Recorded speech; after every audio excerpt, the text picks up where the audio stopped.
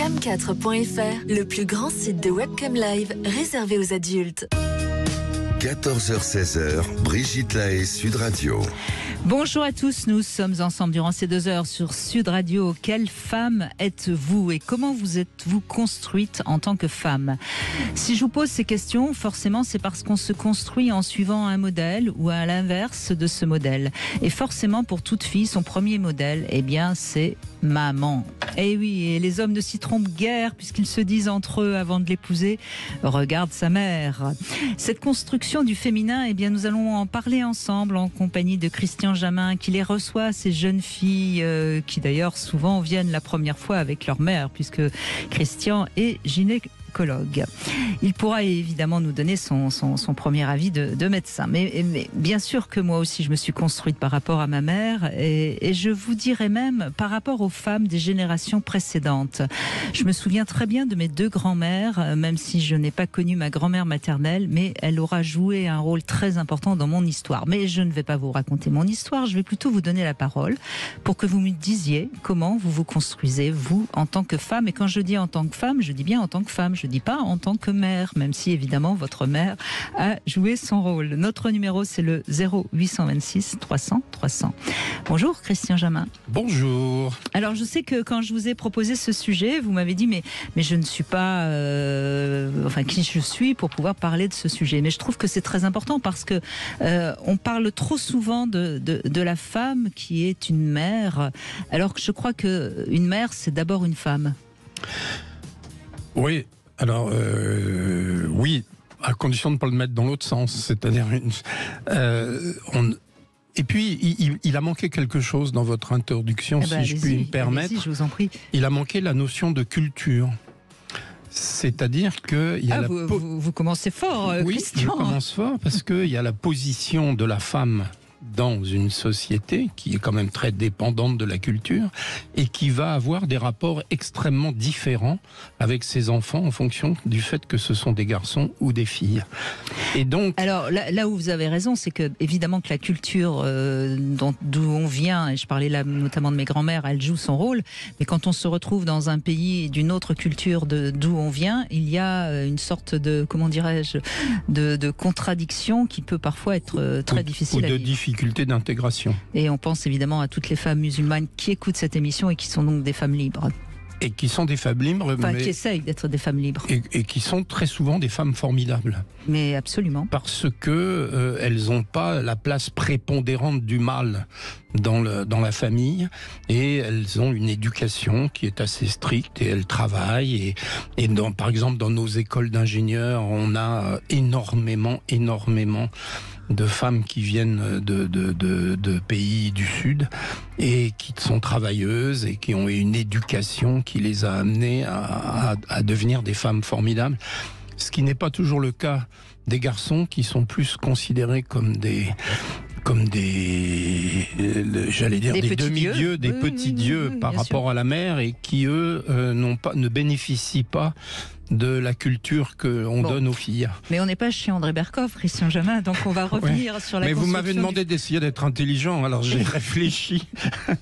Oui, non, mais bien sûr que tout ça joue évidemment, mais je trouve que c'est important parce qu'on dit toujours que le rôle du père par rapport à sa fille est important. S'il a admiré sa fille, elle va se sentir bien, etc., etc.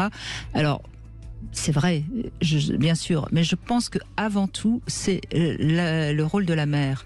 Et combien de mères ont une emprise sur leurs filles en voulant que leurs filles deviennent comme elles ou fassent ce qu'elles n'ont pas pu faire.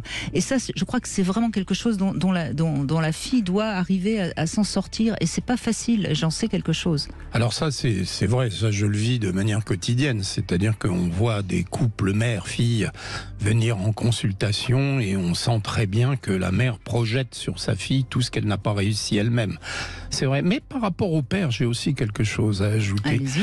C'est-à-dire que, Freud, le rapport entre le père et la fille sont extrêmement importants. Et ce qui est très important, et parfois délétère, c'est l'admiration excessive de la fille vis-à-vis de son père, et qui donne des troubles du comportement de la fille qui en compétition avec son père. Et ça, on voit ça, et en particulier et même en compétition avec sa mère, d'ailleurs. Avec sa mère, mais je dirais que on est plus en admiration. Je vis plus le rapport fille-père admirative avec, en particulier, des troubles nutritionnels qu'on voit chez les filles, alors que chez la mère, on voit soit le fait d'être soumise, soit le fait d'être en rébellion. Et mais on a peu cette notion de modèle entre la fille et le père. Oui, enfin, ce que vous n'avez peut-être pas conscience, Christian Jamin, puisque bon, moi je les écoute tout le temps, les femmes, c'est le nombre de femmes, par exemple, quand elles ont subi des abus sexuels de la part du père ou du beau-père, eh bien, elles défendent la mère qui soi-disant ne savait rien. Je veux dire, il y a chez les filles une sorte de lien de loyauté qui est presque indiscutable. C'est-à-dire que la mère ne peut être que parfaite, ou alors on la rejette en bloc. Vous voyez ce que je veux dire? C'est-à-dire que c'est une relation, et c'est une relation très complexe, la relation mère-fille. Et c'est de ça dont je crois qu'il est important de parler aujourd'hui, pour que chaque femme qui nous écoute puisse comprendre que pour devenir femme, il faut se libérer de cette relation fille-mère. Bon, c'est raté. Alors, si je comprends bien, moi qui essayais de remettre l'homme au milieu de la table, eh bien... Non, bien sûr que le père peut séparer la fille de la mère. Vous avez raison. Mais on voit bien aujourd'hui qu'il y a de plus en plus de mères qui élèvent seules leurs enfants. Et donc là, en l'occurrence, c'est d'autant plus important de parler de ça aujourd'hui. C'est une relation mère-fille qui est une relation très complexe, parce que très compliquée à couper, tout en gardant évidemment ce que la mère nous a apporté, sans la rejeter brutalement, mais en arrivant aussi à en sortir. Et combien de femmes, par rapport à leur sexualité, sont pas à l'aise parce que soit leur mère a considéré que c'était sale, ou alors elles ont peur de faire mieux que la mère. Enfin, on voit comment c'est compliqué. C'est tout à fait exact. Et puis, parfois, on voit des mères, je vois ça, moi, dans ma consultation, où la mère prend le pouvoir, mais le pouvoir permanent, c'est-à-dire qu'elle répond à la place de la fille. C'est-à-dire, vous demandez on doit demander l'âge des premières règles, par exemple, c'est la mère qui répond. On doit quasiment demander l'âge du premier rapport sexuel, c'est la mère qui répond. Et là, je trouve ça extrêmement délétère. Et justement, Christian Jamin, en tant que gynécologue, vous dites quoi à celles qui nous écoutent? Est-ce que c'est bien que la mère emmène la fille, sa première consultation? Est-ce que vous préférez recevoir la fille seule? Qu'est-ce que vous diriez? Alors, je pense que c'est une excellente chose que la mère amène sa fille la première fois, parce que c'est comme un blanc-seing. C'est-à-dire, elle lui dit, c'est pas sale, c'est pas mal, c'est bien. La preuve, c'est que c'est moi-même qui t'y amène chez le médecin. Et donc, ça veut dire que après, on aura des relations très faciles avec la fille. Alors que quand la fille vient en cachette, c'est déjà plus embêtant. D'accord, donc ça, c'est déjà une première information. Donc, la première information, c'est... Mais après, d'abord, il faut savoir venir et se retirer. Et puis, il faut savoir venir une fois et ça suffit. Mais je pense que la notion de permission, quand on amène sa fille soi-même, quand la mère amène sa fille, c'est plutôt une bonne chose. C'était comme quand le père emmenait son fils au bordel, quoi. Oui, mais... Non, c'est une boutade. Oui, j'étais en train de réfléchir au rapport, je ne vois pas... C'est fini tout ça. C'était une boutade. Bon, on va essayer de parler de tout ça. De toute façon, on verra bien ce qu'elles nous disent, les femmes qui nous écoutent. Exceptionnellement, oui, en effet, on n'a pas tellement l'occasion de donner la parole aux hommes, mais comme on est de toute façon toujours ouvert à tous, il y a des hommes qui ont envie de témoigner, et ils sont les bienvenus.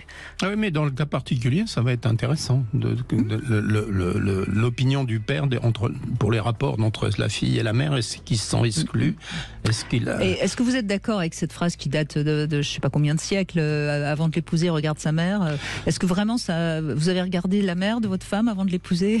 Malheureusement, elle était décédée très tôt, donc je ne l'ai pas connue, mais je pense que ça reste une vraie valeur. Oui, ça reste une vraie valeur. Bon, voilà, allez, on va essayer d'y mettre quand même aussi un peu d'humour sur ce sujet brûlant, mais en tout cas, on vous invite à réagir au 0826 300 300. À tout de suite.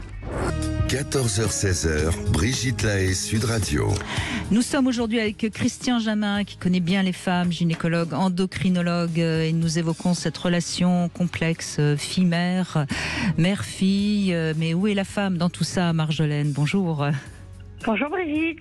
Bonjour Christian. Bonjour Marjolaine. Qu'est-ce que vous en dites, vous? Alors, allez-y, on vous écoute. Alors moi, c'est très positif. J'ai sans le savoir, j'ai 47 ans aujourd'hui, je me vieillis. 47 ans aujourd'hui, j'ai perdu ma maman en 2019 et j'avoue qu'en regardant derrière, je recopie exactement ce que ma mère a fait.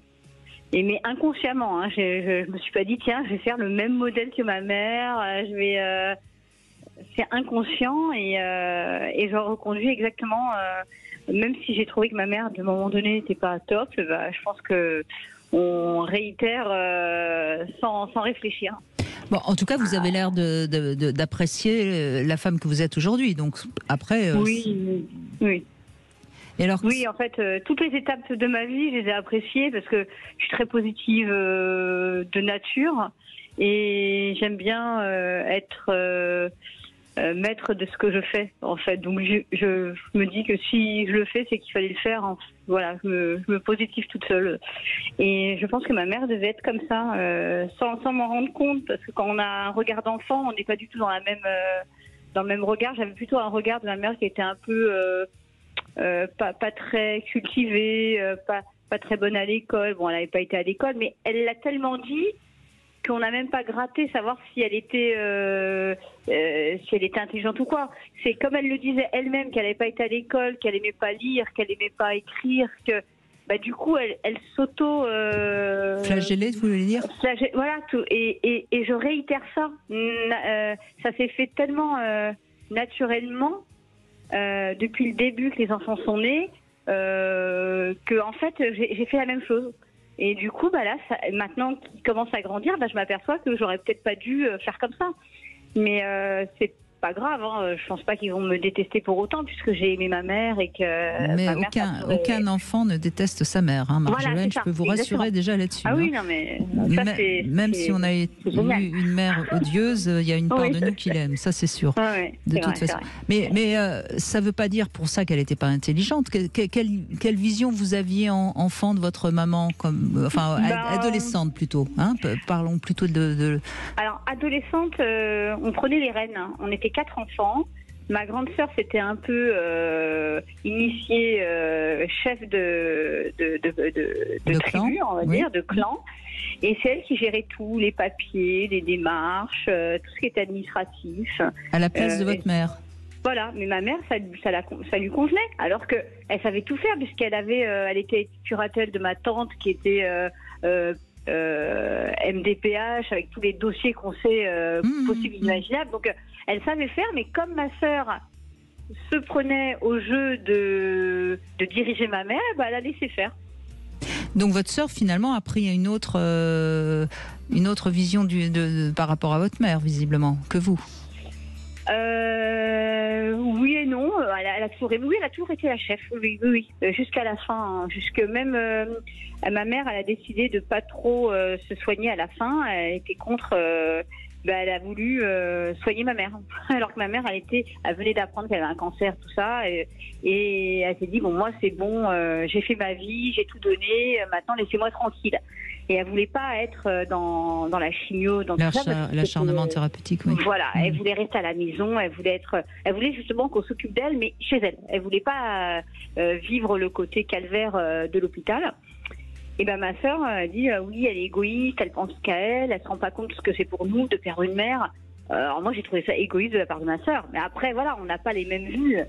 Et donc on comprend bien que votre grande sœur avait essayé d'avoir de l'emprise sur votre mère. Surtout. Sur tout le monde. Et sur tout le monde, oui. Ce qui laisse à penser que quelque part elle voyait votre mère comme quelqu'un de plus faible, ce qui n'a pas été votre cas visiblement. Non, parce que justement, je me suis dit, avec le peu de chance, entre parenthèses, qu'elle a eu dans sa vie, à chaque fois, elle a su rebondir en plus que positif. Elle a toujours eu un truc crescendo dans sa vie, elle a toujours cru un petit peu au lendemain. Vous en parlez très bien, oui. Mais on a l'impression qu'elle vous a quand même donné le sentiment qu'on pouvait être libre de sa vie, qu'on pouvait faire ce qu'on veut de sa vie. Enfin, je veux dire, elle vous a donné ces valeurs-là quand même. Oui. En regardant derrière, parce que j'ai jamais pensé que c'était elle qui m'avait donné ça, en fait. J'ai pensé que j'étais née comme ça. Et en regardant derrière, en fait, je fais exactement comme elle. En fait, en vous écoutant comme ça, J'ai l'impression que quand on regarde sa mère, il y a plusieurs étapes. Il y a d'abord l'étape de la tendresse, c'est-à-dire que par définition, en tout cas, c'est elle qui vous a donné cette espèce de tendresse physique. Puis il y a le modèle social, c'est-à-dire qu'on est fier de sa mère ou pas. Et ce que vous avez dit est très intéressant. Après il y a le modèle social, et puis après il y a quand on devient adulte, il y a l'éducation qu'on vous a donnée, et on prend conscience de ce qu'on vous a apporté. Il y a le chemin qu'on vous a imposé, qui est aussi une très bonne chose. Donc en fait, j'ai l'impression, en vous écoutant, que ce qu'on demande à sa mère varie avec l'âge qu'a l'enfant, pour ne jamais être la même chose. Et finalement, quand je vous écoute, moi, je suis très étonné par ce... Pas étonné, je suis ravi par le fait que vous terminez par de l'admiration. Ah oui. Et puis même, j'en parle régulièrement de ma mère à des amis en racontant son histoire, parce que c'est une histoire qu'on pourrait lire dans un livre. Et je trouve ça magnifique. En fait, à 50 ans, elle a décidé de quitter mon père, avec 4 enfants et avec une sœur qui est handicapée, qui avait 70 ans à l'époque, ou peut-être 60 ans à l'époque. Mais voilà, elle a décidé, et elle est partie avec le meilleur ami de mon père, qui la draguait depuis 17 ans et qui attendait que les enfants soient grands. Oui. C'est pas mal quand même. Mais c'est des histoires en fait, et elle a... alors je pense qu'elle est tombée amoureuse de lui vraiment, même si nous, il nous dégoûtait plus qu'autre chose. Et elle a fait son chemin. Pourtant, elle nous a posé des questions, elle nous a mis dans la... comment ? Elle l'a pas dit à mon père tout de suite, elle nous l'a dit à nous en premier. Mais en tout cas, ce qui semble clair, Marjolaine, c'est que vous avez eu le sentiment, en tant que fille, que votre mère était quand même quelqu'un de fort et relativement libre compte tenu de son parcours personnel, puisqu'en effet, elle n'a pas eu une éducation importante, etc. Et ça, visiblement, vous l'avez pris. Oui, elle a des très bonnes valeurs en fait. Elle a été élevée par des valeurs, parce qu'elle a été élevée par une nourrice. Et la nourrice n'était pas rémunérée, donc elle l'a quand même gardée. Donc c'est quand même des valeurs qui ont fait qu'elle a grandi avec une gentillesse qu'on n'a pas on l'acquiert. Et c'est comme une éducation en fait. C'est comme si elle remerciait la vie d'avoir fait ça en fait. En tout cas, vous avez le sentiment qu'elle vous a aimé et tout ça. Elle a donné sa vie pour ses enfants, oui.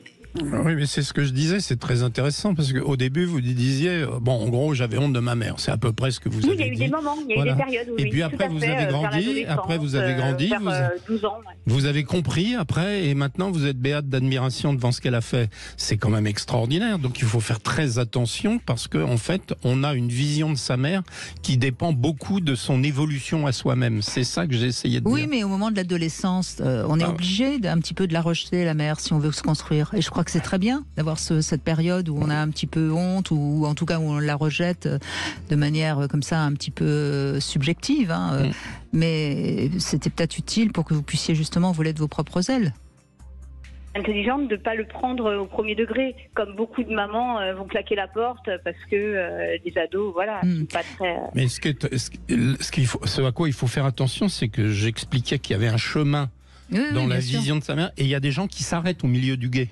C'est-à-dire qu'ils gardent une image parce qu'ils n'ont pas été capables d'analyser après ce qui a été apporté, et ce qui n'est pas du tout votre cas. Non, vous avez compris aussi qui était votre mère, d'où elle venait, et ce qu'elle a fait, comme elle a fait ce qu'elle a pu, et donc vous avez aussi de l'indulgence par rapport à ce qu'elle. Elle a été plus que c'est quelqu'un qui revient de loin et qui a su pardonner aussi. Alors, ce qui est génial, c'est même des choses impardonnables qu'elle a réussi à pardonner pour que ses enfants connaissent sa vraie mère à elle, donc notre vraie grand-mère.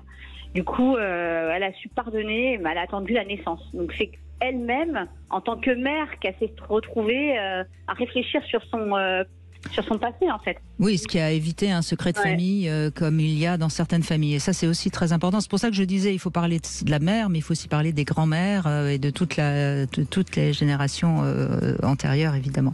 Merci Marjolaine, merci beaucoup de ce témoignage. On va continuer dans un instant avec notre Sexy News, Julia Palombe, qui va évidemment nous parler des filles. Brigitte Lahaie, Sud Radio, c'est l'instant Sexy News. Eh bien, Christian Jamin, nous retrouvons Julia Palombe. Bonjour Julia. Bonjour Brigitte, bonjour à tous. Et vous allez nous parler des filles. Mais oui, c'était l'occasion idéale. Alors la mère regarde vers sa fille et la fille regarde vers sa vie. La mère regarde vers sa fille et voit la jeunesse qui s'enfuit. Ah, la jeunesse. Ce flambeau si désobéissant et âpre et qu'il faut bien faire passer de main de génitrice en main de midinette.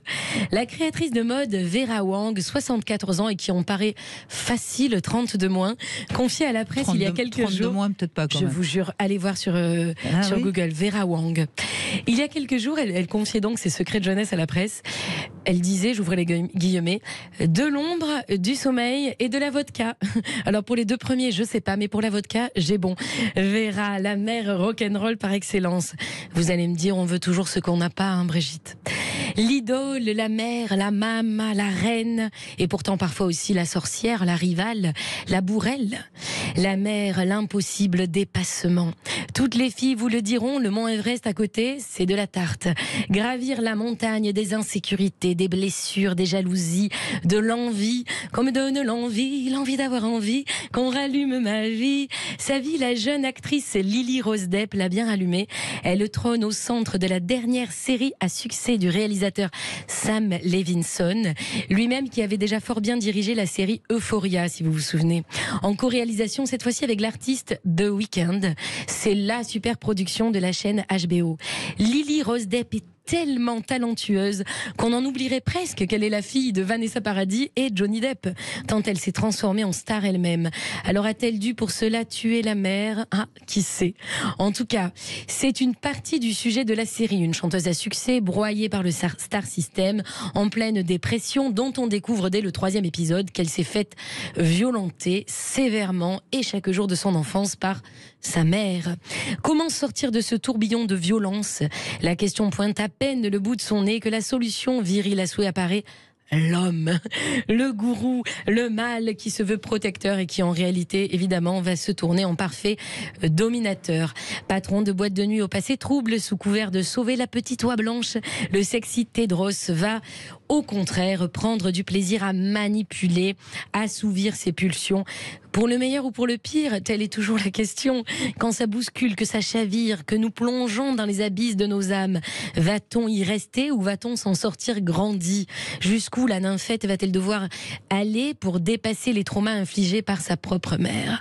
De l'art d'être mère, c'est un motif récurrent dans l'histoire de l'art, longtemps dépeinte sous les traits de la Vierge, puis de la gardienne de la lignée, ce qui était quelque chose de très sérieux. La mère prend à partir du XVIIIe siècle une figure aimante et protectrice. Enfin, encore faut-il être à l'aise avec la réflexion sur le temps qui passe. Vous reprendrez bien un Xanax, chère mère. Grandir et vieillir, c'est le sujet de prédilection de l'artiste photographe Raina Matar, d'origine libanaise. Son travail a notamment été exposé au musée Amon Carter au Texas. Raina capture sous son objectif ce lien maternel chaotique et sensible, mère et fille côte à côte. Elle cherche à déceler les mystères de la féminité et surtout, et c'est là ce qui me plaît, je l'avoue, elle choisit de se concentrer sur ce qui nous unit. Et en cette dernière chronique avant les grandes vacances, je ne résiste pas à vous dire, chers auditeurs, tâchez durant l'été de vous concentrer sur notre humanité commune, ce qui nous unit lorsqu'un conflit vient s'immiscer entre vous et l'autre, entre la mère et la fille, lorsque les différences semblent insurmontables. Tentons de mettre l'accent sur nos ressemblances et peut-être avec un peu de bonne volonté et un shot de vodka pour la jeunesse, n'est-ce pas, comme à la façon Vera Wang. Peut-être que l'amour dans toute sa splendeur, dans sa beauté aussi ordinaire qu'exceptionnelle, fera briller de mille feux vos yeux et vos cœurs. En l'honneur de chacune et chacun d'entre nous, aux mères et aux filles, je lève mon verre à la vôtre, mes amis. Merci Julia Palon. Il y a une chose dont vous avez parlé dans votre chronique qui est intéressante aussi, c'est la manière dont les femmes vieillissent aujourd'hui. Elles vieillissent beaucoup mieux qu'il y a 30 ans, 40 ans. Hein. Et c'est vrai que pour certaines mères qui se sentent encore belles et désirables et jeunes, voir la fille qui commence à attirer plus les regards, ça provoque parfois aussi des rivalités un peu délicates et difficiles. Hein. Oui, mais à l'inverse aussi, on a la fierté de la mère quand sa fille est toujours la plus belle. Oui, si c'est une mère juive ou italienne, vous voulez dire. On m'a dit de pas parler de culture. J'ai pas dit ça. Donc j'arrête. Et donc effectivement, il y a cette ambiguïté. Il y a l'ambiguïté de la fierté. Comme ma fille est belle, regardez, tous les hommes la regardent. Oui, mais on le voit. Mais le problème, c'est qu'ils me regardent moins moi. Oui, on le voit dans les contes de notre enfance, hein, Blanche-Neige, etc. Ce n'est autre que cette histoire de jeunesse et donc de beauté peut-être qui s'enfuit. Oui, enfin la réalité, elle est là aussi. Hein, le nombre de belles-mères qui essayent de coucher avec leur beau-fils, excusez-moi, ça c'est pas des contes du tout. Hein, et ça existe de plus en plus. Donc voilà, oui. C'est aussi une réalité qui fait qui est assez nouvelle. Il y a un siècle, les femmes, une fois que la fille devenait femme, la mère, elle était au rencard. Enfin, je veux dire, non, c'est quand même quelque chose de très nouveau aussi, Christian Jamin. Je ne savais pas, mais j'écoute avec intérêt. Il n'est pas trop tard pour moi. Non, mais les choses ont énormément bougé. Et de l'ordre aussi, là, bon, j'en ai pas parlé, mais moi je trouve, en tant que mère, là je fais un petit témoignage, mais et je trouve aussi que c'est pas la même chose de caresser dans le sens de prendre dans les bras, hein, un petit garçon ou une petite fille. Évidemment. Et quand on est mère, j'observe autour de moi qu'il y a cette chose de prendre dans ses bras sa propre fille. Eh bien, c'est pas évident pour tout le monde. Non, mais c'est très différent. Et ça, je sais qu'il y a beaucoup de mères qui nient cette différence, mais avoir un fils ou avoir une fille, c'est déjà quelque chose de très, très différent. Et pourtant, cette tendresse, et vous l'avez dit en introduction, cette tendresse qui normalement caractérise la mère, elle est très importante pour que la fille puisse se construire. Et pourtant, on voit qu'il y a parfois un peu ce qui peut aller jusqu'au rejet. En tout cas, cette difficulté à prendre dans ses bras, à aimer. On va parler vrai pendant ces 2 heures. Et on le sait, pourquoi il y a autant de femmes qui sont pas bien dans leur corps, qui sont pas bien dans leur peau, qui se trouvent pas suffisamment bien, tout simplement parce que la mère les a moins regardées que le fils. C'est une réalité. Alors ça, c'est une réalité que connaissent les psys, peut-être plus que vous, Christian Jamin, puisque bon, vous n'avez pas la relation mère-fils dans votre cabinet, forcément, et pour cause. Mais c'est une réalité, oui. Il y a une chose dont on n'a pas parlé, et j'aimerais bien essayer de le comprendre, c'est, je trouve, le nombre grandissant de conflits graves entre les enfants et leurs parents. Et par exemple, je vois ce qui me paraît pour moi la chose la pire, c'est des enfants qui interdisent à ses propres parents de voir leurs petits-enfants. Cette espèce de vengeance que l'on voit dans les conflits entre enfants et parents, et les petits-enfants servent d'armes. Oui, mais comme les enfants servent d'armes dans un divorce. C'est-à-dire qu'on a aujourd'hui des conflits de génération qui n'existaient pas avant, puisqu'il y avait avant le respect des générations. C'est tout à fait ça, et c'est ça dont j'aimerais qu'on on en parle. C'est le respect, il faut faire revenir le respect. Autour de moi, c'est extraordinairement fréquent, cette guerre entre les enfants et les parents. Alors, peut-être c'est la disparition du respect, vous avez peut-être raison. En tout cas, du respect des générations. Des générations. Ah oui, moi je trouve, et je pense que quand les parents donnent le mauvais exemple aussi, et là j'en parle encore en connaissance de cause, hein, moi ma mère s'est retournée contre sa propre mère, et je lui ai toujours dit, et je le pense encore aujourd'hui, que c'est une erreur, non seulement pour sa propre histoire, mais pour l'histoire de toute la lignée. Mais regardez Marjolaine, c'est une mauvaise chose de faire ça. Qui a admiré sa mère, qui a su pardonner à sa propre mère. Oui, formidable. Elle vient de nous le dire. Elle l'a dit, elle a expliqué d'ailleurs que pour la lignée, c'était intéressant. Et voilà, donc elle a reconnu que sa mère avait eu ce courage-là de pardonner à sa propre mère, pour justement ne pas créer une sorte de scissure entre les générations, bien sûr. Et peut-être que si la difficulté de devenir adulte soi-même fait qu'on en rend responsable la génération du dessus. C'est-à-dire que les gens qui n'arrivent pas à s'assumer rendent leurs parents responsables de ce qu'ils ne sont pas. Vous savez, Christian Jamin, moi je trouve que cette demande d'horizontalité dans notre société est très dangereuse. Et là, vous parlez de quoi? Vous parlez d'une verticalité nécessaire. Très juste. Et de toute façon, plus on avance sur la compréhension des rapports humains entre nous, plus on se rend compte qu'il faut du respect, certaines lois universelles, et on en est encore là. Et je crois que c'est important de le... C'est important, c'est le vivre ensemble. Je savais que ce serait un sujet qui serait très très très lourd. On va continuer, mais pas avec David, puisque David est un homme et qu'il va répondre à 3 questions intimes. Bonjour David. Bonjour. Merci. Bonjour tout le monde. Merci d'être avec nous, David. Oui. Ça va bien? Très bien. Bon. Merveilleusement bien. Eh ben, écoutez, si c'est merveilleusement bien, je ne sais pas quelle question que je vais pouvoir vous poser pour vous faire réagir un petit peu. Voyons. Qu'est-ce que je pourrais vous poser? Ah bah tiens, est-ce que vous avez déjà été attiré par un homme, David? Pas du tout. Pas du tout? Pas du tout. Et ça serait pas prévu pour cet été? Non.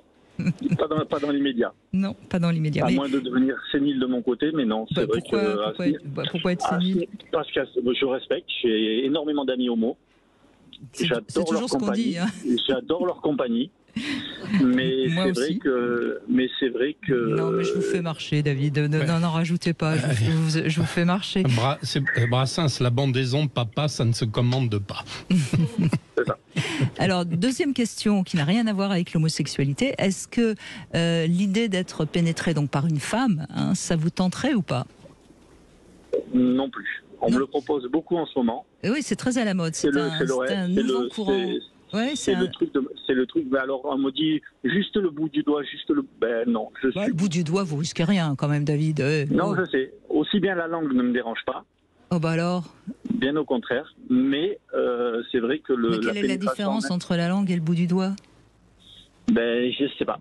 Vous avez l'impression que le bout de doigt, il ira plus loin? Ouais, mon corps se contracte et c'est pas possible.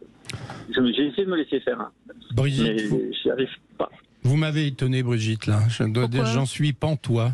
Parce que vous avez confondu la pénétration et l'homosexualité. Bah non, j'ai dit ça n'a rien à voir. Alors, c'est pas vrai, j'ai dit ça n'a rien à voir. J'ai mal compris. Parce que vous avez posé une première question sur est-ce que vous avez eu des tentations homosexuelles? Oui, et j'ai dit, je vous pose une autre question qui n'a rien à voir. Ah bon, ok. Mais ça n'a rien... d'accord, j'étais là, j'ai entendu. Mais d'accord, ça n'a rien à voir. Mais quelque part, si, parce que vous avez vu la réponse de David n'a pas rien à voir. Oui, justement, c'est pour ça que j'ai été choqué. Mais non, mais c'était un piège dans lequel David est tombé à pieds joints. Exact. On est d'accord. Parce que si vous n'étiez pas du tout inquiété par la question de l'homosexualité, pourquoi vous vous contracteriez tant sur un petit doigt qui, quelque part, par rapport à autre chose, je parle là de vos selles, franchement, c'est rien, un petit doigt. Non, je dis pas le contraire.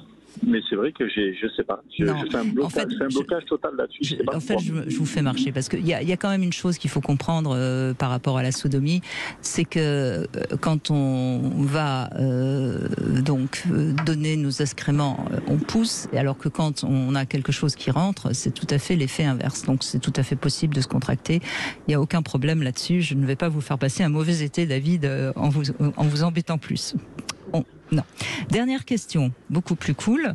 Dans quel pays vous aimeriez, si vous aviez totalement le choix, aller passer vos vacances cet été?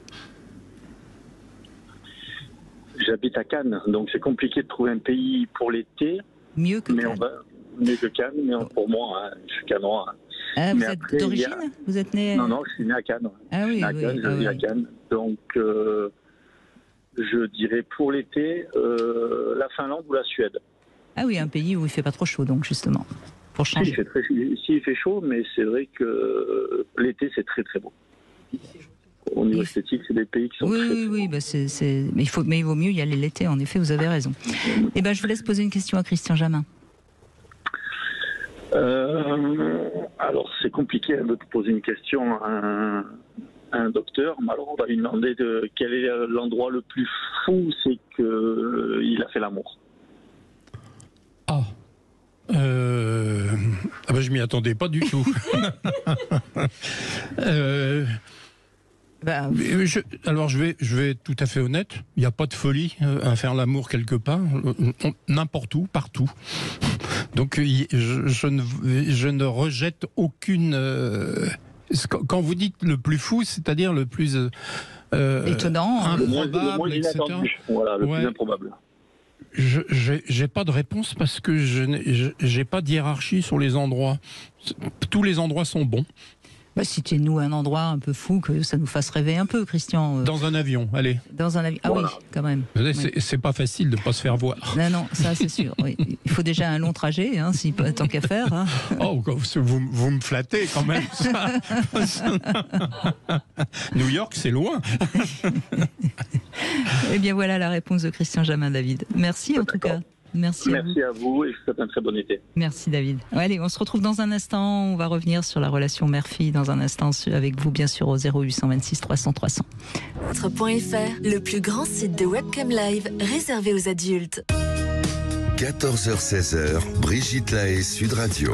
Toujours en compagnie de Christian Jamin, gynécologue. On évoque la relation mère-fille. Comment on se construit en tant que femme, surtout. Nathalie, bonjour. Oui, bonjour Brigitte, bonjour Christian. Bonjour.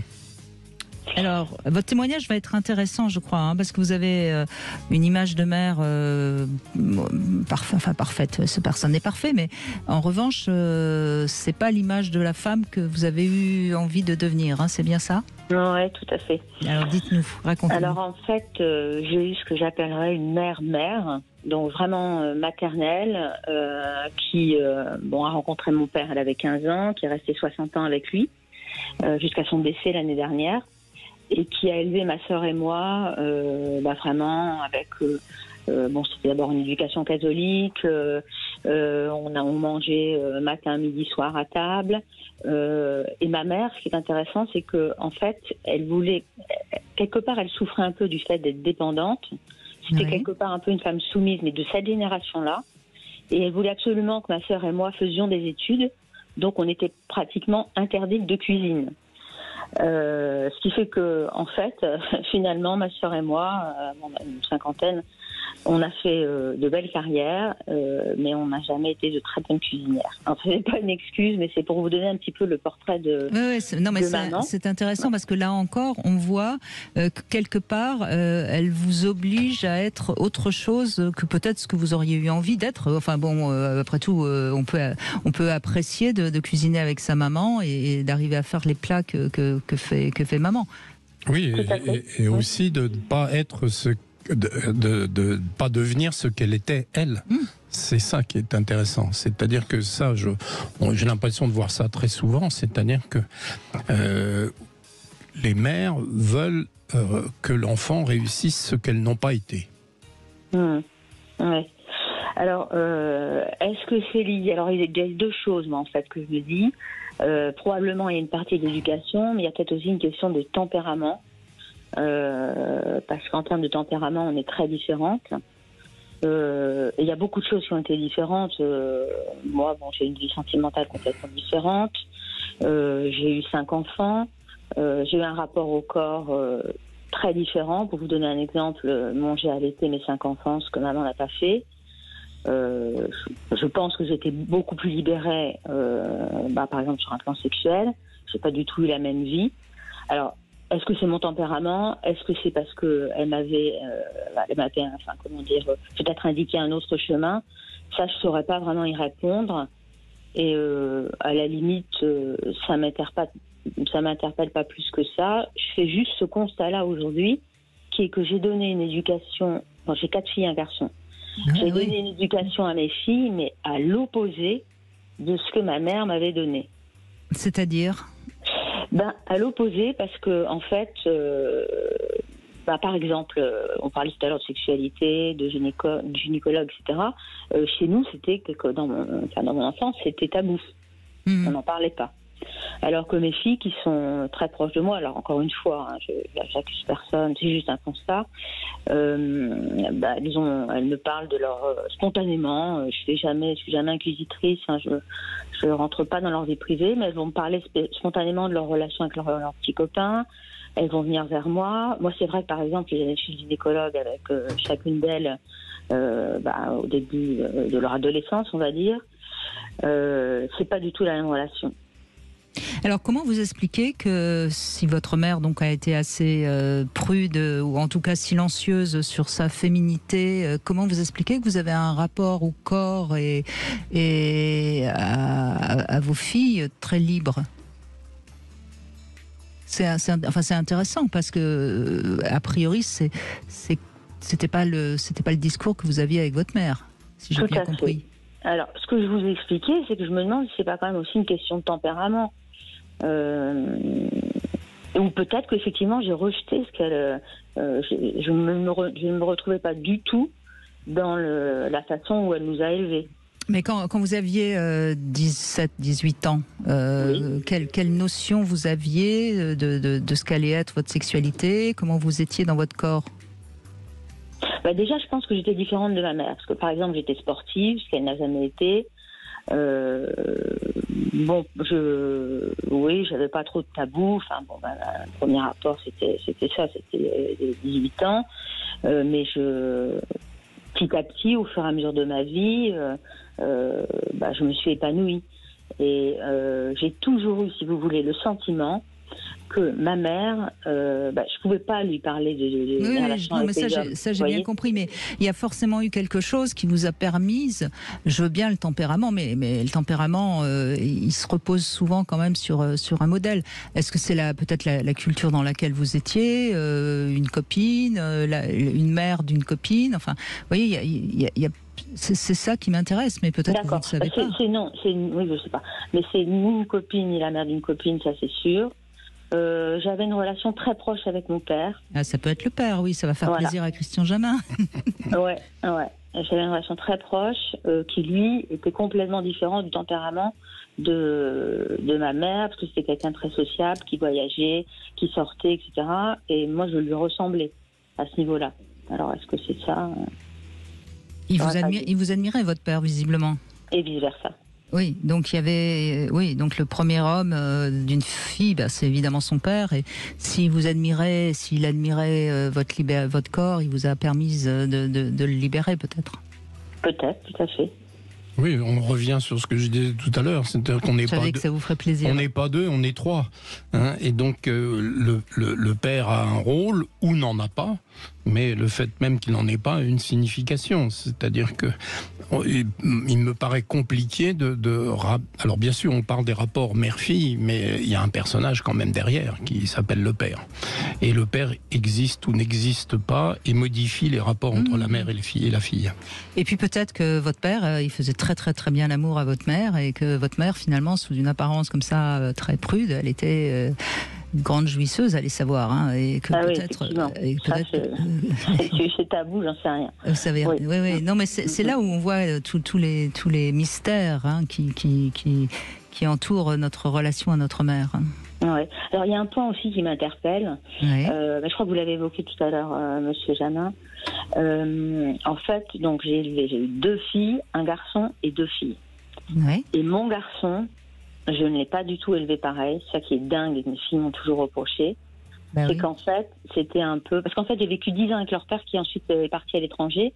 Et 10 ans avec c'était tous des enfants du même père. Et 10 ans quasiment avec eux seuls, plus une nounou que j'avais en permanence, parce que j'avais une situation qui me prenait beaucoup de temps. Mais mon fils, c'était un peu, pas le coq en pâte, mais l'enfant privilégié. Et mes filles, qui sont très féministes,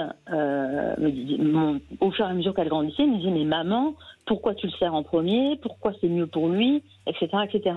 Donc après, ils ont grandi.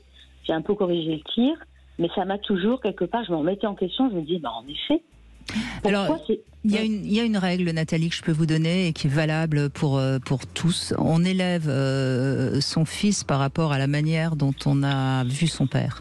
Et on élève sa fille par rapport à la relation qu'on a avec sa mère. Voilà. Il y a quelque chose comme ça. Donc vous l'avez dit, votre père, vous l'avez admiré, et donc votre fils, c'était votre bien le plus précieux.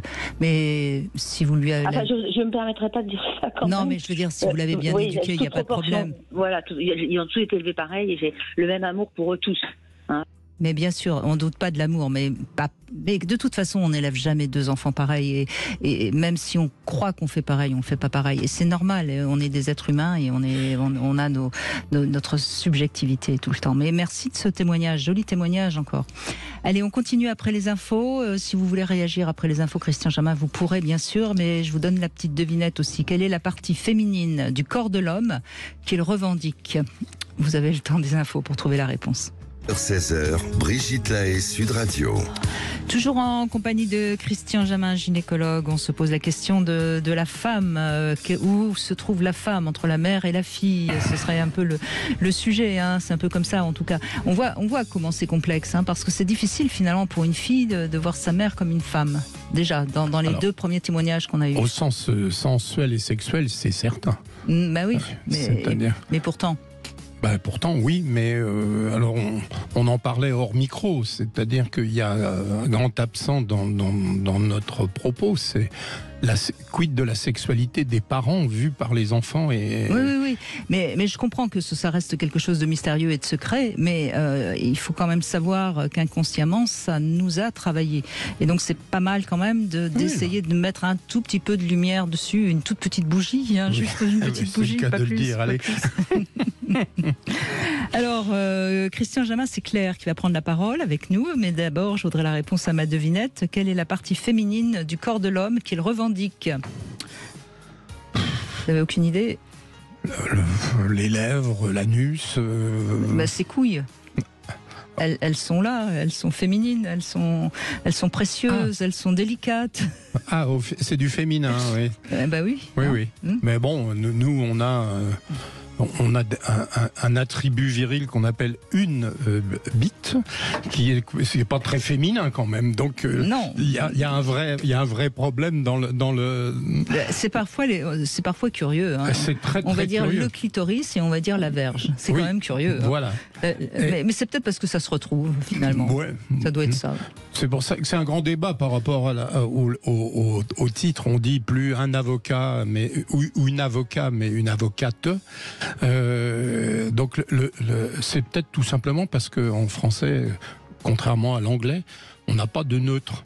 Non. C'est-à-dire que dans les autres langues, il y a ce qui est féminin et masculin et tout le reste est neutre. Tandis que nous, on a voulu mettre un sexe sur tout. Et oui, mais c'est peut-être pour ça que la France... Et on s'est trompé parfois. On s'est parfois trompé, mais c'est pas grave. C'est peut-être pour ça que la France est le pays où il y a le plus de séduction depuis la nuit des temps. Et moi, j'ai envie de rester française pour ça. Oui, mais moi, ça ne me gêne pas. Mais c'est vrai qu'aujourd'hui, tous les débats qu'on entend sur on veut tout féminiser. On veut tout féminiser. Enfin bon...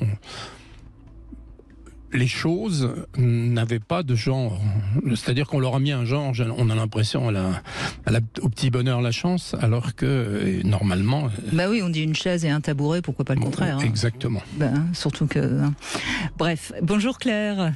Bonjour Brigitte, bonjour Christian. Bonjour. Bon, en tout cas, pour l'instant, on dit toujours une femme, une fille, une mère. Hein. Ouais. Oui, tout à fait. Alors moi, je suis les 3 et voire même les 4, puisque je suis aussi une grand-mère d'une petite fille. Donc voilà, je suis entre tout ça, quoi. Donc la relation à la mère en tant que fille, la relation de maman avec ma fille, et la relation de grand-mère avec une petite fille. Donc c'est un vaste sujet. Mais pour la relation avec la mère, elle est très compliquée. Je dirais que le reste est plus facile. Avec votre mère, vous voulez dire, hein? Oui, donc la relation avec ma mère, ouais. Ça a été une relation très compliquée parce qu'en fait, je suis un secret que j'ai découvert bien plus tard. Donc je pense que ça a eu des incidences sur mon enfant. Alors vous êtes un secret, pas tant que ça, puisque vous le savez visiblement. Oui, mais je l'ai su tard. Je l'ai su à 25 ans. Oui, vous n'êtes pas la fille de votre père, c'est ça ? Ouais, tout à fait. C'est ça. Tout à fait. Donc, déjà, par rapport à la sexualité de ma mère, donc ça veut dire qu'elle a été avec un autre homme alors qu'elle était avec mon père. Et puis elle est restée avec mon père. Et donc voilà, quoi, le côté amant maîtresse, c'était très... Mais donc, vous êtes une fille de l'amour. Ouais, mais j'ai du mal à le voir comme ça, en fait. Malgré tout. Moi, je vois plus le côté mensonge et je vois plus le côté adultère et tout ce que ça peut englober. Et, comme vous en voulez à votre mère? Ouais, je crois. Par rapport à quoi? C'est intéressant, hein, je l'entends, hein, je peux tout à fait et c'est tout à fait compréhensible. Je lui en veux par rapport au fait que ça a été très compliqué de se construire aussi. Vous l'avez su à 25 ans, vous étiez déjà construite. Ouais, mais je connais pas mon père. Il me manquait cette partie de moi et je sentais que j'étais pas à ma place en fait pendant mon enfance. J'ai senti que j'étais pas à ma place dans cette famille et je savais pas l'expliquer en fin de compte. C'est ça, Christian, quand on parle des secrets de famille, c'est-à-dire que les enfants sont des éponges, ils sentent des choses sans mettre de mots dessus et ça peut être en effet troublant. Et quand on découvre une vérité qu'on avait comme ça, une sorte de préscience, on peut en vouloir à la personne qui nous a pas dit ça plus tôt, quoi. Alors, je lui en veux, mais en même temps, comme vous l'avez dit en tout début d'émission, c'est ma mère. Ben oui. Voilà, donc il y a quelque part cet sentiment de loyauté envers elle par rapport au lien du sang, mais en même temps, il y a cette colère qui est toujours présente, même à presque 50 ans, quoi. Donc, alors, c'est inexplicable. Hein. Et puis, bon, dans ma vie de femme, j'ai eu une période où, alors moi j'étais célibataire, mais j'ai vécu une période avec quelqu'un qui était marié, et je l'ai très très mal vécu, parce que je me suis dit que justement j'étais en train de faire comme ma mère. Pas vraiment là, en l'occurrence. Pas vraiment, mais c'était pas pareil. Mais quelque part, j'étais aussi moi quelqu'un, la maîtresse d'un homme, quoi. Voilà. Donc, et je l'ai très très mal vécu aussi à ce moment-là. Et d'ailleurs, j'ai très vite mis fin parce que c'était pas pour moi et que vivre dans le mensonge, en fait, je sais pas faire, quoi. Voilà. Donc, alors là, vous venez de mettre le doigt, si je puis me permettre, sur un débat que j'ai avec Brigitte Lahaie depuis des décennies maintenant, parce que bon, elle connaît mon côté hyper scientifique et des preuves sur les choses, et donc il faut toujours se méfier des explications a posteriori. C'est-à-dire que une fois qu'on vous donne un fait, il vous en extrapolez les comportements antérieurs, alors que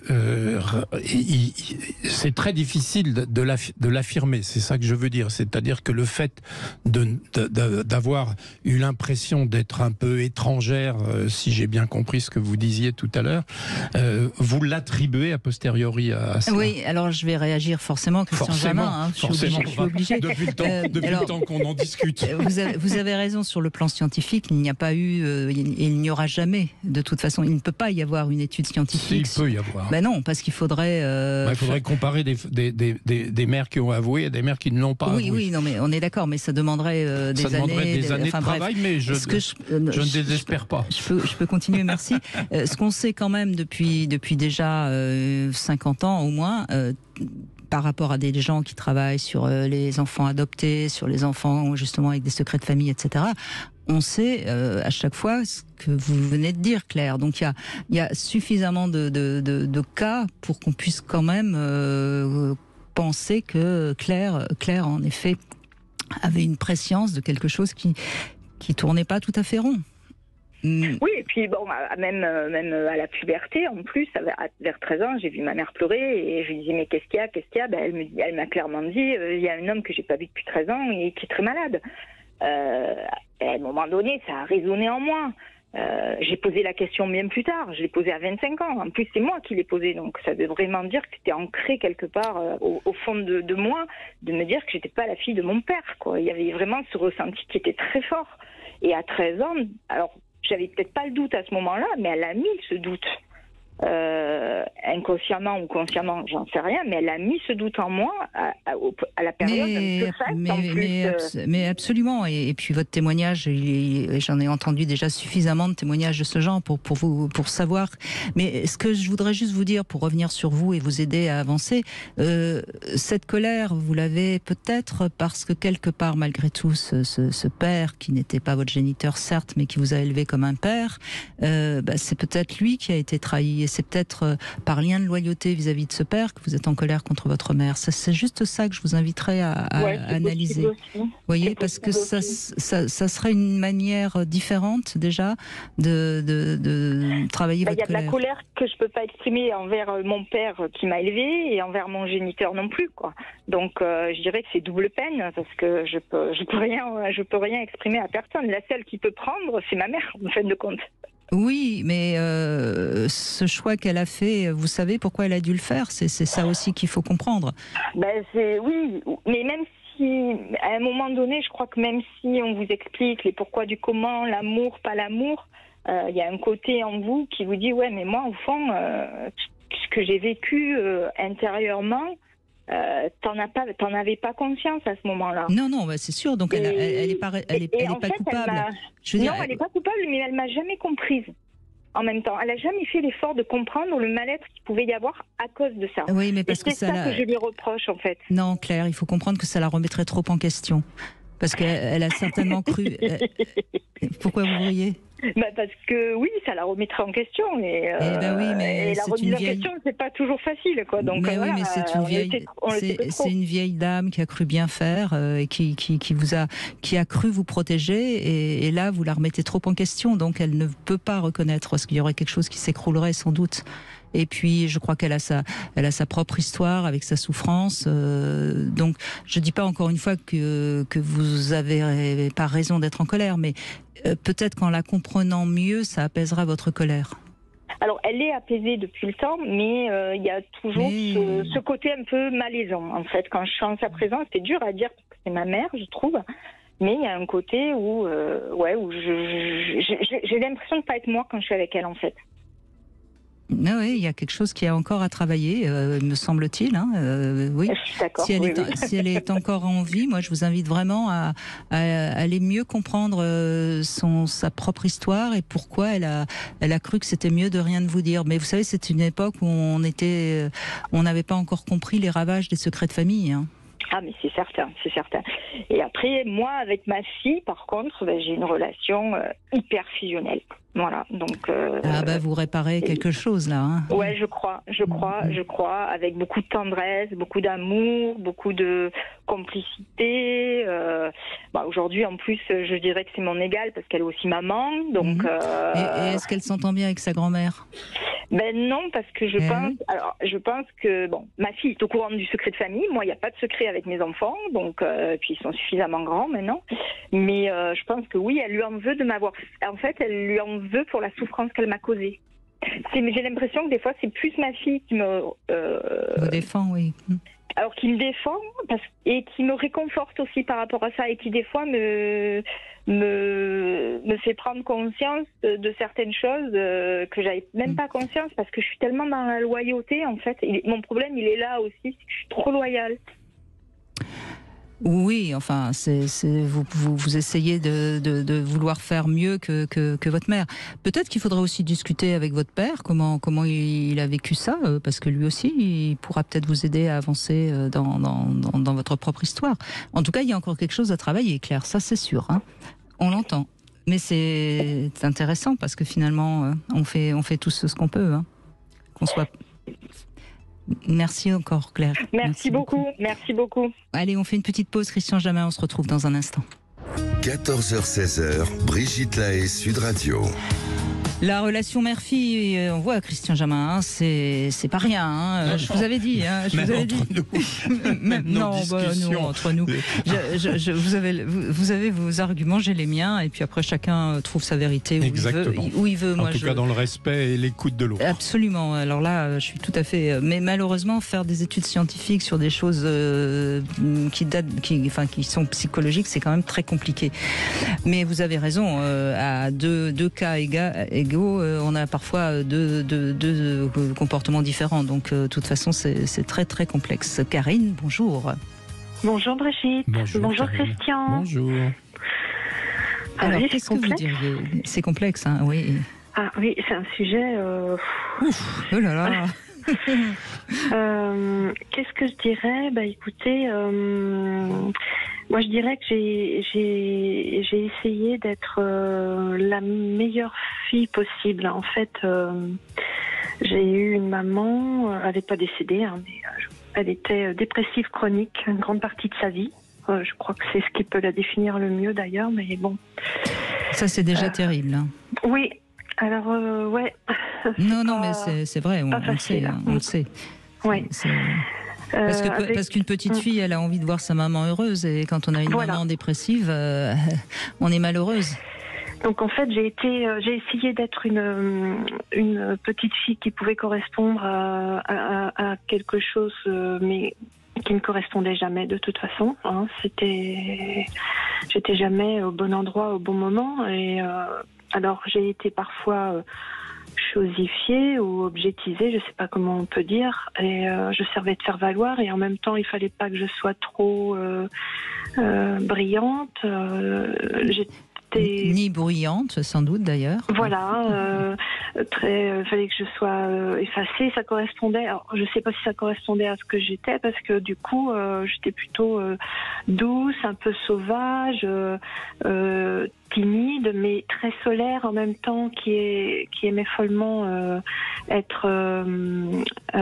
J'avais besoin de communauté autour de moi, parce que j'ai été fille unique pendant 9 ans.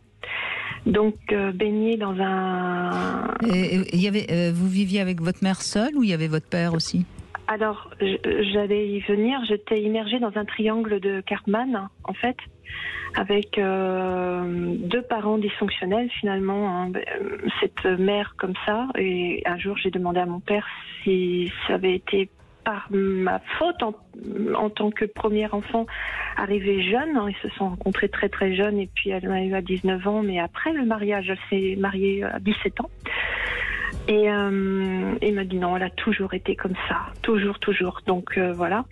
Et lui, qui brillait par son absence, un hyperactif qui a fui dans le travail et qui n'a pas été du tout représentatif de l'image d'un père. Et pour autant, je l'idéalisais. Plus il était absent, plus je l'idéalisais. Jusqu'à ce que j'ouvre à 45 ans les yeux sur tout ça. Hein, mais ça a été... alors du coup, moi, j'ai pas été la personne qu'on a attendu de moi. Quand vous dites le fameux triangle, vous dites qu'il était bourreau, c'est ça? Alors, il me faisait l'un et l'autre alternativement rentrer dans le rôle de victime ou de sauveur. Surtout, forcément, j'ai été, comme je dis souvent, le parent de mes parents. J'ai été le psychologue de ma mère. J'ai voulu les sauver, surtout elle, bien sûr, et la guérir. Mais j'ai dû changer complètement mon braquet. À un moment donné, je suis partie, et moi aussi, je me suis mariée jeune. Alors j'ai compris sur le tard que ça avait été pour fuir quelque chose qui ne me convenait pas, parce que je n'étais absolument pas, je me sentais pas à ma place. J'avais beau faire tout ce que je pouvais, il y avait rien. Mais pour revenir sur le sujet du jour, oui. vous avez l'impression que vous vouliez surtout pas ressembler à votre mère, ou... Oui, j'ai fait tout l'opposé de ce qu'elle attendait de moi. Alors oui. Ouais, donc vous êtes construit en opposition à votre mère. Oui. Et en même temps, elle m'a apporté il y avait des lucarnes de jolies choses. Il y a eu des transmissions de femmes, par contre. Je pense qu'elle a comblé ce qu'elle n'avait pas eu de la part de sa mère. Elles étaient 4 filles, et du coup, entre filles, elles se sont fait des transmissions qui auraient dû venir de sa mère et qui n'avaient pas été faites, sur les règles, sur des choses comme ça. Et donc, moi, elle m'a mis vraiment au diapason assez tôt, et de manière très délicate. Ça, c'était très bien. D'accord, elle vous a expliqué ce que c'était qu'une femme, au sens du corps et de...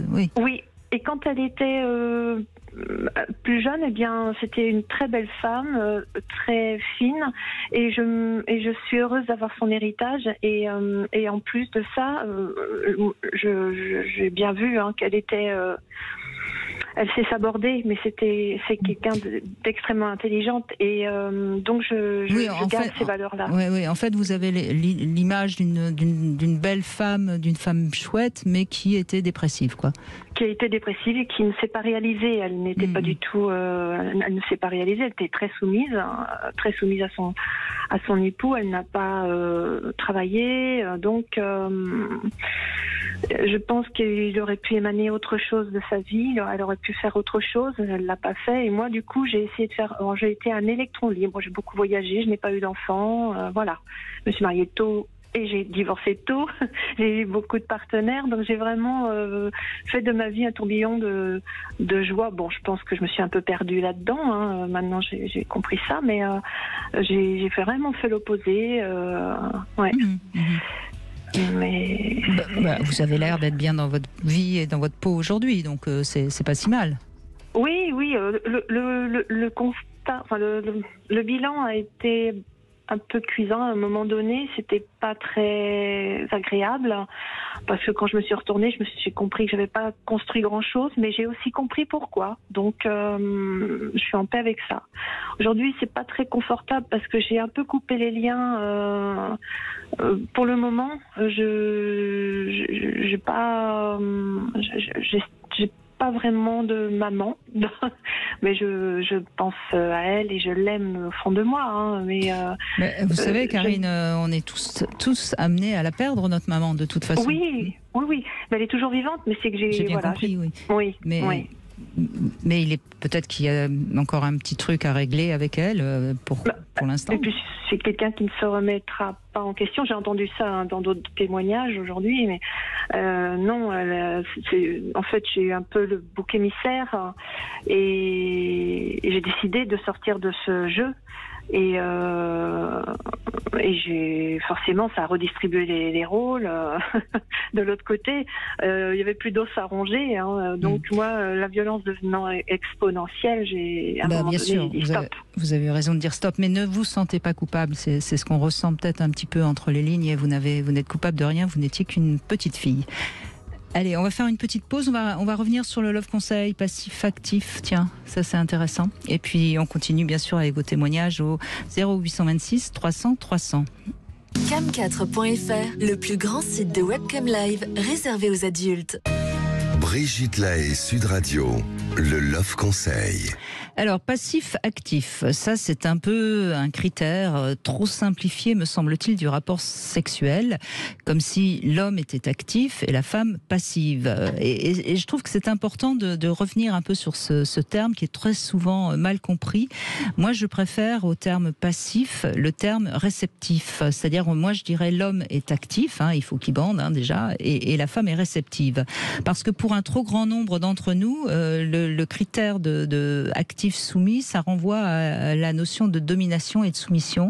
Or, c'est pas vrai. D'ailleurs, c'est souvent celui qui joue le rôle du soumis qui est le maître, à condition évidemment d'être soumis dans le bon sens du terme. Bref, je ne vais pas venir là-dessus. En tout cas, la passivité au sens féminin, c'est la capacité à recevoir, à s'ouvrir, à récupérer l'énergie de celui qui est actif. Et si ce dernier, au lieu de se sentir actif, se sent dominant, forcément, il va vouloir dominer la femme qu'il est en train de baiser. Vous arrivez à me suivre ? À peu près. À peu près. Bon, bref. Et donc, ça veut dire quoi ? Ça veut dire que si un homme se veut actif, dominant, ça veut dire qu'il doute de sa capacité à être actif. Et c'est en cela que c'est important de bien comprendre le terme d'actif et de réceptif, et non pas d'actif et de soumis. Comme ça, on va enlever cette notion de domination qui nous encombre encore beaucoup, je trouve, dans les relations hommes-femmes. Et donc, quand on parle d'actif et de réceptif, il n'y a pas un plus fort que l'autre, un inférieur à l'autre. On est d'égal à égal, si vous voulez. Et c'est un peu l'histoire du chêne et du roseau, je trouve. Finalement, le chêne, ce serait la verge, et puis le roseau, ce serait le vagin. Et bien, on sait bien que dans l'histoire du chêne et du roseau, parfois le vagin, il s'en sort mieux que le chêne, si je puis dire. Vous voyez, donc l'idéal, c'est de bien comprendre qu'il n'y a pas un sexe plus fort que l'autre, il y a un sexe en effet plus rigide que l'autre, et l'autre qui est plus souple, si je puis dire. Et à partir de ce moment-là, je trouve que on va comprendre à ce moment-là émetteur réceptif, actif réceptif. Enfin, je sais pas. Vous trouvez pas que c'est intéressant quand même de voir les choses de cette manière-là? Alors, c'est un sujet passionnant et c'est un sujet qui me passionne d'autant plus qu'il y a une dimension hormonale dans tout dans tout ça. Alors allez-y. C'est-à-dire que les hormones mâles ont plutôt tendance à donner, semble-t-il, bon après il y a toute l'éducation derrière qu'il faut remettre en cause, mais quelque chose de dominant et de violent. Oui, bien sûr. Par les hormones. Et donc c'est pas forcément être actif, ça.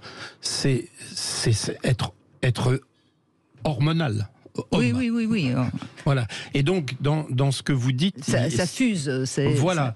Et finalement, ce qui est important, c'est finalement d'être heureux. On peut être heureux en étant actif, on peut être heureux en étant passif, et on n'a pas à le comparer. C'est ça que je veux dire. Et donc, effectivement, l'homme est plutôt... mâle. Voilà. C'est-à-dire hormone mâle. La femme est plutôt hormone femelle, qui vont donner des comportements différents. Mais encore une fois, chez moi, il n'y a aucune notion de valeur entre les deux et aucune notion de bonheur entre les deux. Voilà, mais je trouve que dans cette idée d'actif et soumis, il y avait cette notion de dominant et de dominé. Oui, mais ça existe. Vous prenez une cage, vous mettez un singe mâle et un singe femelle. Le mâle a un niveau de testostérone relativement élevé. Bien sûr. Vous rajoutez un mâle plus fort dedans. Et qu'est-ce qu'on voit? On voit le niveau de testostérone du premier mâle s'effondrer avec une augmentation de la cortisone. Et donc, les rapports entre les individus eux-mêmes sont susceptibles de modifier les hormones qui elles-mêmes vont modifier les comportements. Et quand vous mettez plusieurs femmes ensemble aussi, celle qui est la plus prête à ovuler, c'est peut-être celle qui sera la plus attirante pour les mâles. Enfin, je veux dire, on sait à quel point il y a des choses qui nous échappent, mais qui sont de l'ordre des hormones, évidemment. Mais ça complexifie encore plus. Déjà, restons sur ce Love Conseil qui était censé expliquer qu'il n'y a pas un dominant et une dominée. Isabelle est avec nous. Bonjour Isabelle.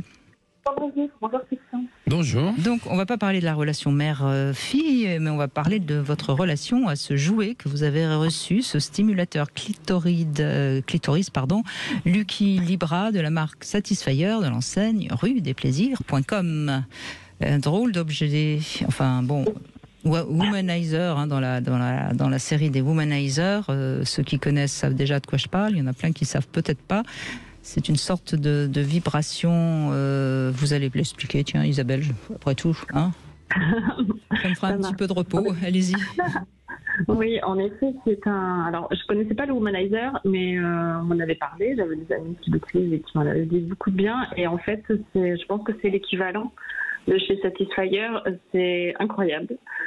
C'est un stimulateur clitoridien, pas par air pulsé comme c'était écrit sur la boîte, mais avec des vibrations et des ondes. C'est extrêmement agréable, ça marche très bien, ça va très vite. Il y a deux fonctions. Deux fonctions, il y a deux fonctions, une fonction vibration et une fonction intensité. Oui, et onde de pression aussi. Soit ça fonctionne que avec les ondes, soit on peut le coupler avec la vibration. Il est hyper maniable, il se nettoie très facilement. J'aime beaucoup, vraiment. Voilà. Oui, il paraît il est petit mais costaud. Voilà ce que je lis sur le mode d'emploi. Voilà, enfin bon, bref. En général, oui, c'est un peu aujourd'hui la star des jouets, les Womanizer. En tout cas, celui-là, il est assez joli.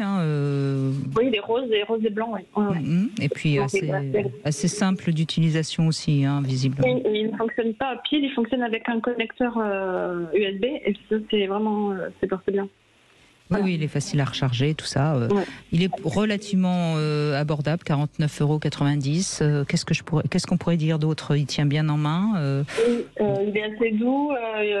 Il a plusieurs programmes de vitesse. Et puis non, il est assez maniable. Il a un anneau pour le tenir. Il est assez petit aussi. Enfin, c'est pas quelque chose de très volumineux. Voilà. Bon. J'aime beaucoup. Il est très doux. Il est élégant. J'ai l'impression que vous l'aimez beaucoup. Et quelle note vous lui donnez alors, Isabelle? Je lui donnerais bien un 9. 9 sur 10, ouais. Ah oui. Ouais. Ah oui. Bon, en tout cas, ce stimulateur clitoris Lucky Libra, vous pouvez le retrouver sur l'enseigne ruedesplaisirs.com ou vous allez également sur sudradio.fr. C'est de la marque Satisfyer. Merci Isabelle, merci beaucoup. Et on va continuer avec Soukania, pardon, je dis mal votre prénom. Comment on prononce Oui, bonjour Brigitte. Bonjour Christian aussi. Je m'appelle Soukaina.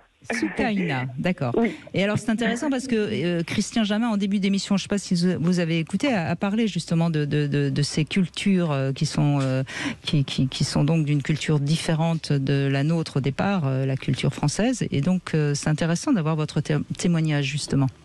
En effet. Vous êtes d'origine... Je suis d'origine marocaine, oui. Et alors, qu'est-ce que vous avez envie de nous raconter? Bon, alors rapidement, moi je suis du coup maman d'une petite fille là qui va fêter bientôt donc 5 mois. Ah oui. J'ai 32 ans, oui. J'ai un petit frère, on a 8 ans de différence. Et donc moi, pour mon histoire, c'est que j'ai perdu mon père à l'âge de 11 ans.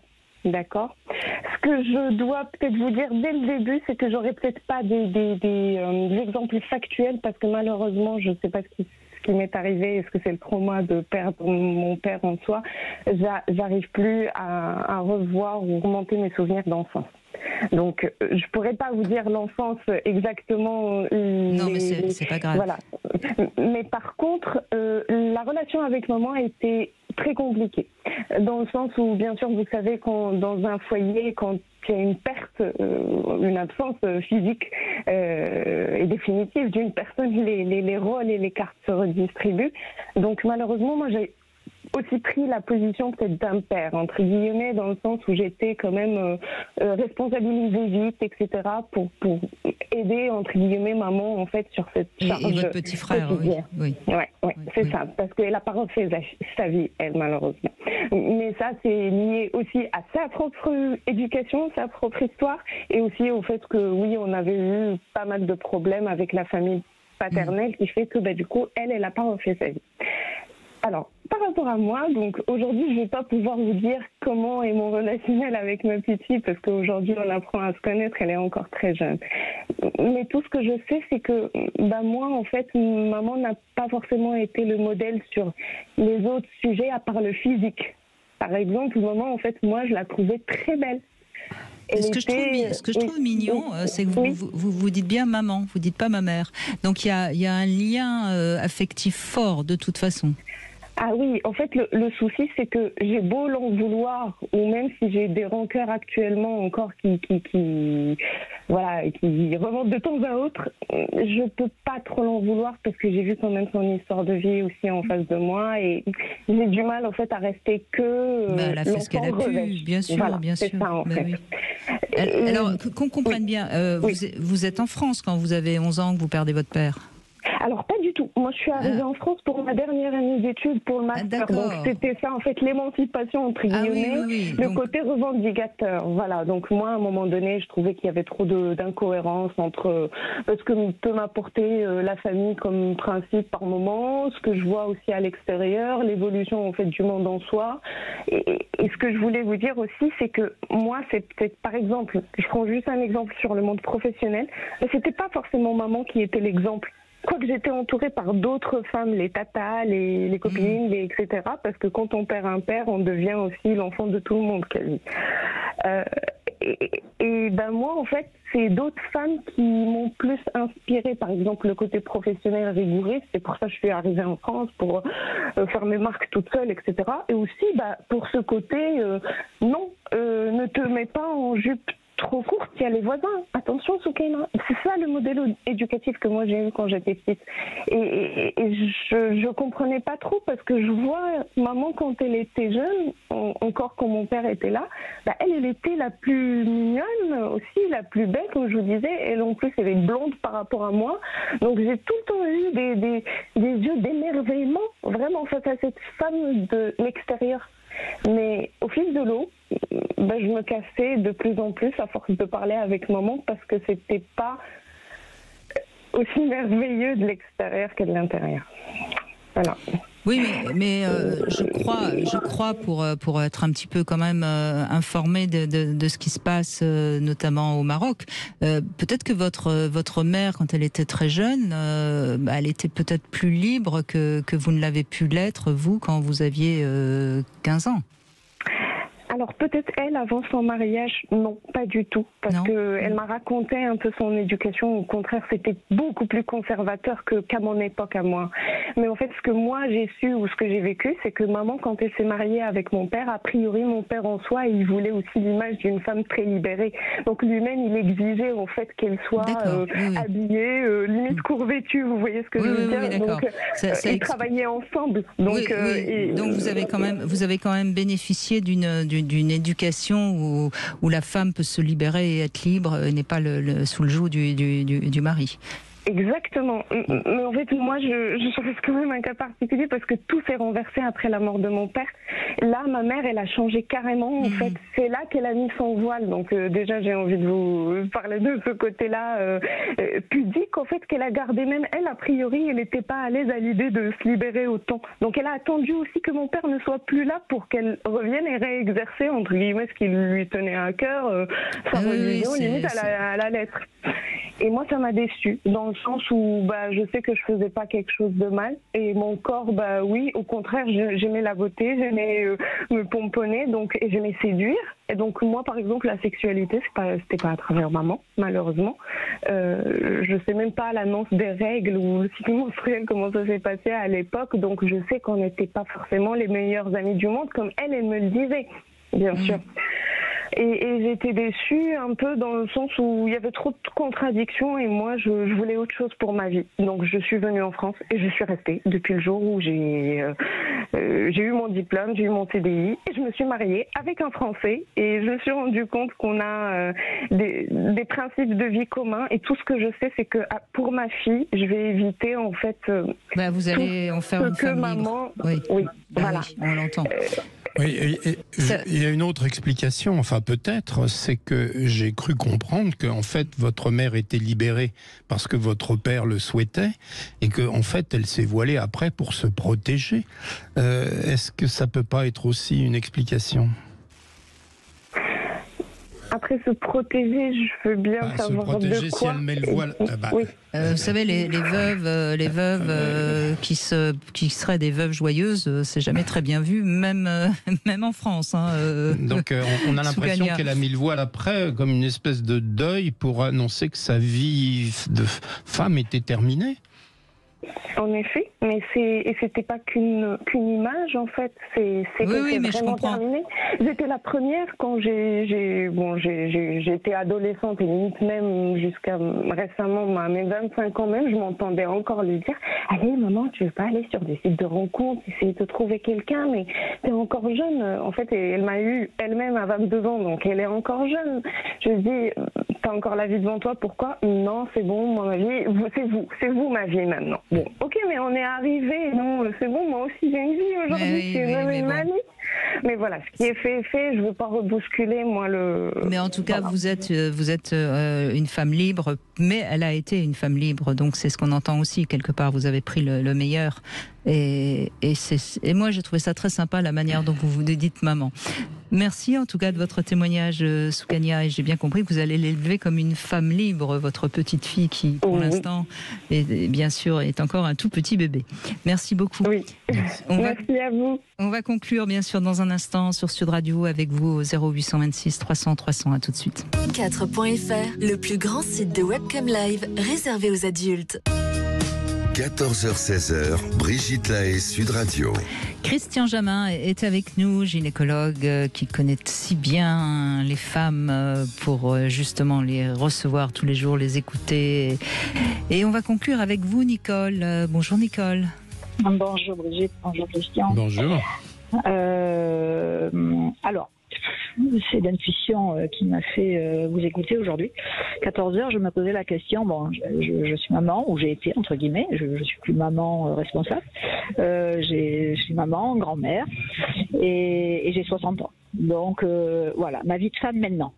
Depuis quelques années, elle a commencé, mais maintenant. Et j'allume la radio à ce moment-là, et je dis, ça c'est le sujet du jour, qui tombe bien à propos. Et voilà, donc le petit témoignage, c'est surtout que je suis d'une génération avec une éducation plutôt catholique et d'une mère pudique. Et donc sans aucune éducation sexuelle et sans aucune explication et des règles et de tout quoi, de tout ce qui doit être une femme quoi en fait, voilà, dans le déroulement si je puis dire. Oui, donc, oui, bien sûr, parce que quand vous avez 15 ans, on est encore, c'est avant pratiquement, oui, forcément. Donc voilà, donc ça fait un parcours particulier. On est à l'époque, c'était ça en tout cas dans certaines familles, une fille devenait en naissant d'office mère et s'il y avait en plus la pudeur et la non-éducation, je suis devenue maman à 20 ans, mais voilà, avec des difficultés quand même de vie et d'épanouissement personnel. Voilà. Cela dit, quand vous avez 15 ans, donc c'est en 1975, si je fais un calcul rapide à peu près, hein, la pilule est là. Mais c'était encore très peu de jeunes filles hein, qui avaient la chance de pouvoir y avoir accès grâce à des mères un peu plus ouvertes. Hein, Christian Jamin, non, je me trompe pas. Hein. Oui. Ben, ça me rappelle quelque chose, excusez-moi de vous interrompre. Je vous en prie, allez-y Nicole. Vous me faites revenir à un souvenir que j'avais complètement oublié. C'est que j'étais quand même assez indépendante ou rebelle ou affirmée, je ne sais. Et je suis allée, c'était à la campagne, hein, je suis allée en secret voir le médecin généraliste pour me faire prescrire la pilule. Ça me revient. Ah oui, mais vous aviez quel âge? Oh, ben j'avais, je sais pas, l'âge sûrement légal qu'on peut le prescrire. Vous aviez plus de 21 ans à l'époque. C'était 18 ans. Non, 21. Attendez, la majorité à 18 ans, elle a été votée par Giscard, si je me souviens bien. Oui. Donc peut-être. Oui, non, vous aviez peut-être 18 ans. Oui, non, vous aviez peut-être 18 ans. Le médecin m'a prescrit la pilule à 18 ans. C'était, il avait l'autorisation quand même de le faire, même si je venais en secret. Ce qui montre quand même, on ne sait pas d'où et on s'en fout, mais ce qui montre quand même que vous aviez cette envie d'être libérée, quoi, d'être plus libérée que votre mère. Ah oui, ça c'est oui. Sûrement. Oui. Ben, après, j'ai l'avantage d'avoir eu des sœurs, si je puis dire, qui m'ont un petit peu montré le chemin, soit parce qu'il y en a une qui était partie enceinte à 15 ans, et donc du coup, vous êtes peu averti de la difficulté, si je puis dire. Voilà. Mais j'ai pas eu proprement de discours ou d'éducation. Les gynécologues, même pas, je savais ce que c'était, et ça n'existait pas. Enfin, pour moi. Non, d'accord, mais vous avez vécu le choc de votre sœur, donc qui se retrouve enceinte et vous avez bien vu ce que ça provoquait comme problème et vous vous êtes dit, moi, pas question. Hein. Oui, exactement. Non. Et vous avez pris votre destin en main très jeune, bravo. Ah oui, ça c'est oui, merci. Merci. Oui, mais c'est vrai, on oublie parfois de le dire à toutes celles qui nous écoutent et qui sont jeunes. Et oui, c'était des époques plus difficiles hein, pour se libérer en tant que femme. Oui, enfin, je crois que c'est Marie Curie qui a dit « Rien n'est à craindre, tout est à comprendre ». Et donc, je pense qu'à la lumière de tout ce qu'on a entendu et ce qu'on entend quand on vient dans cette émission régulièrement, c'est que il y a un déficit fantastique de compréhension, d'explication de la vie d'une femme en tant que vie de sexuelle, de vie de mère, etc.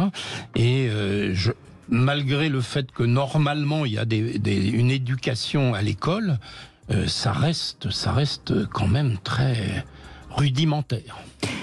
Oui, et c'est vrai qu'être femme, c'est risqué d'être mère. Alors c'est formidable quand on décide et quand on a envie, mais quand on est jeune et qu'on a envie de vivre sa sexualité, sa liberté, et qu'on peut se retrouver enceinte parce qu'on n'a pas été suffisamment informé par sa mère, c'est vrai que c'est un peu bête. Hein.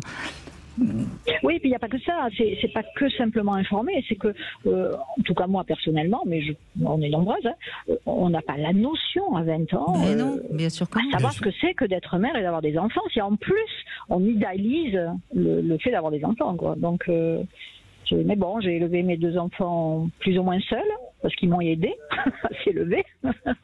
Et j'ai des petites filles. Donc là, par contre, quand ma petite fille de 11 ans a parlé de ses règles, hein, je la vois 1 à 2 fois dans l'année, puisqu'ils habitent très loin de chez moi, quand elle a commencé à me parler de ses règles, puisqu'elle devrait les avoir à 11-12 ans, je me suis empressée de trouver un livre qui parlait de cela et je l'ai ai posté. Alors ça, je suis ravie de terminer par ça, Nicole, parce que je sais l'importance des grands-mères, et notamment les grands-mères la mère de notre mère. Je sais l'importance des grands-mères.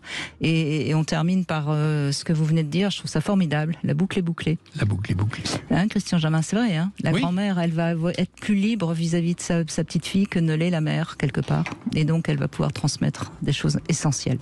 Merci beaucoup, Nicole, d'avoir pris la parole pour cette émission. Merci, Christian Jamin. On a essayé de rendre les choses moins complexes, mais je ne suis pas sûre qu'on y soit arrivé. Non. Moi, je crois pas. Je pense qu'il y a encore du boulot. Oui, je suis bien d'accord, mais on va continuer.